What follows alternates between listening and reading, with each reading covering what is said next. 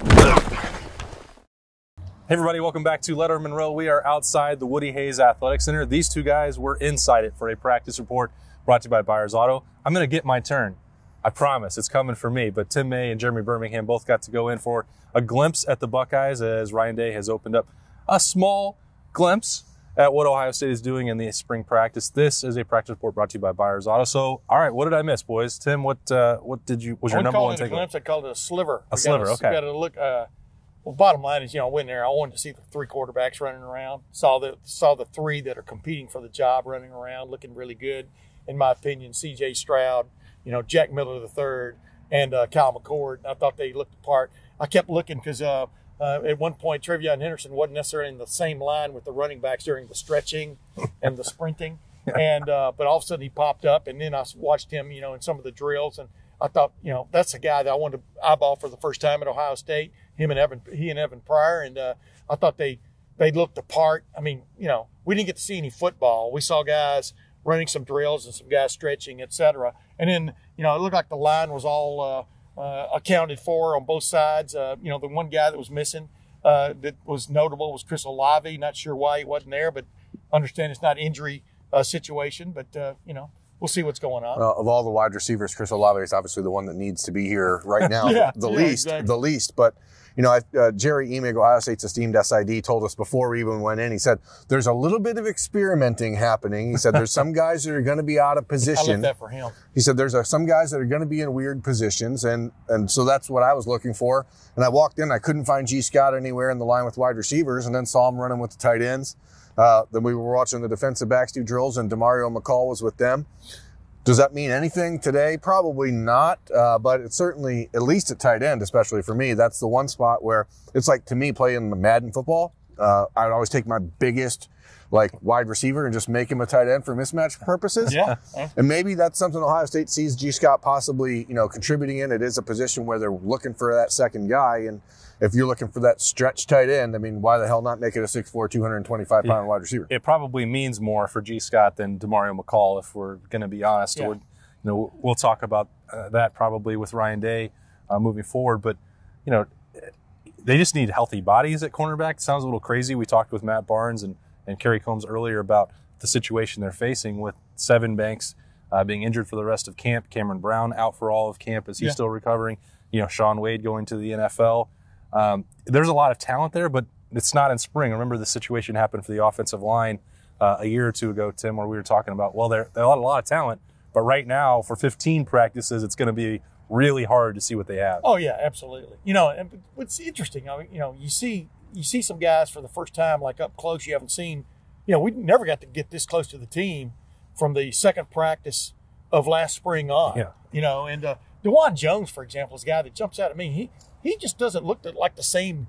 He has so changed his body. He looks almost like a big basketball player now, for example. I mean, it just catches your eye when you're sort of close to him and stuff. And Zach Harrison, just, that part where when we were on a teleconference with him a couple of weeks ago, where he was talking about going at it 100%. I mean, if you watched him running drills, a few drills we got to watch today, I was eyeballing him, and he was. I mean, he was going at it, setting an example. So was Tyreek Smith, for that matter. And so you just kind of see these new guys stepping up into sort of leadership roles and or finding a way to, in DeJuan Jones' case, finding a way to get on the field. If you got your two tackles back, that leaves three other spots where you could possibly play on the offensive line. And I think they are very intent on finding out if he might be part of that best five. Yeah, I go into these sort of viewing windows with a mindset of trying not to think too much about what we see, because so much of it doesn't matter. But what does matter is just how the guys look.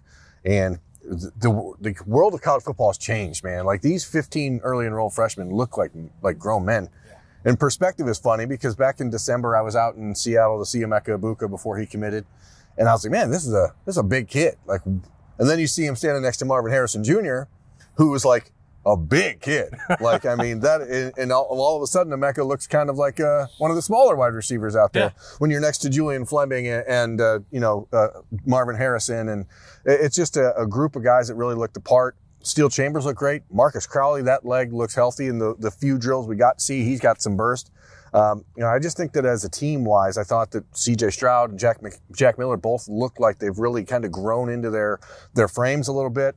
I just think, it's what you expect from one of the top 5 programs in the country, without question. It's just a bunch of really well put together dudes. Yeah, I told you what Jack Miller III's dad, I guess it would be Jack Miller II, right? But Junior? Like he had said, he and his family hadn't seen him like this close until I think the Sugar Bowl. I mean the semifinal game, and they were almost stunned by how much bigger, stronger he looked, and even a little bit taller, So yeah, it's crazy. And on my podcast this week, I had Greg Madison on, and one of the guys he gushed about his relationship, and it was at Florida and at Notre Dame and at Ohio State. And I just told Mickey Marotti, he talked about him, but Mickey Marotti, just what they can do is crazy with these guys. And I think that, hey, I'll get my look at it on Monday, but that's why I thought going into camp that Jack Miller and C.J. Stroud would still have that advantage over Kyle McCord, even if it was a weird year, even if it wasn't the normal freshman year.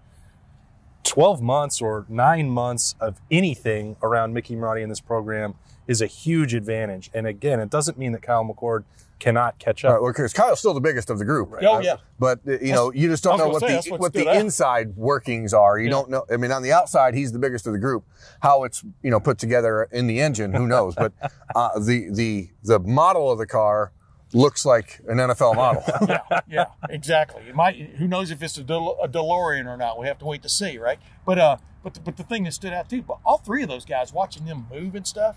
I mean, no, none of them are Justin Fields, but all 3 of them look good on the hoof. Yeah. Much less throwing the ball, and that's what stands out. Just these little glimpses you get. All right. Anything linebacker left out? Safety? Anything else that you guys saw? I think this is why I love football, right? So yesterday, as we did our little Zoom call with Matt Barnes, he was sitting there and gushing about Cam Martinez, right? And today, Cam was one of the first ones through the line, and Kerry Combs made him run the same drill 4 times in a row because he wasn't going hard enough. Yep. It wasn't going hard enough. We were all standing and you just wonder how much of that is just psychological, how much of it is real, how much of it is, hey, yesterday you got told good things, today you get a reminder. And I think that these practices are so vital for these kids to understand that every day has to be great at a place like this. And, if you want to be a program that's competing for the national championship, there can't be letdowns, even if it's for 1 drill. I just had a flashback as you said that, because I remember we got ushered out of a practice we got to watch a little bit of Joey Bosa's freshman year. And all you heard as you were leaving was Mike Vrabel effing him this and effing him that. Effing him, that's in Illinois. Yeah, exactly, effing him. My left turn there to go to Texas, but I digress. But yeah, I can't believe that Mike Vrabel would use such language. Yeah, me neither. I was stunned. But but the bottom line is, don't ever judge, what's coming by what you're hearing, because sometimes what you're hearing when you're building the foundation to something, sometimes somebody drops a brick on their foot. As Berm is saying, sometimes what you're hearing is targeted to the people that you're expecting a lot more out of. Correct. And that was, I think, the interesting part of it, is that the messaging was, Cam, you have to go harder. Cam, we need you. Cam, you have to do this hard. So it's this weird little game of carrot and the stick with these kids sometimes. And again, we got 23 minutes of watching practice. 16 minutes of it was guys stretching. So it's not like we got a real glimpse into what's going on. But when you just see the little things, man, that's what's about. But the little things. I mean, for example, like you're talking about that drill we were watching. They were running two defensive backs at a time through these drills.